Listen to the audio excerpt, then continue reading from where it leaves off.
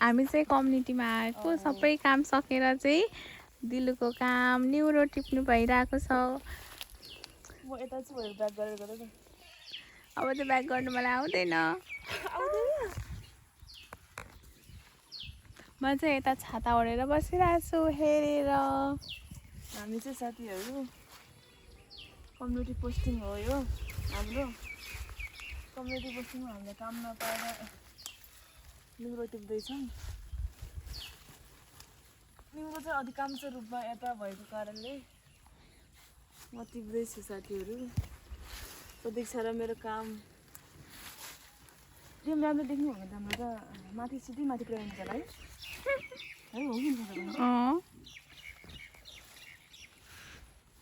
हो कि कस्तो मजाको न्युरो के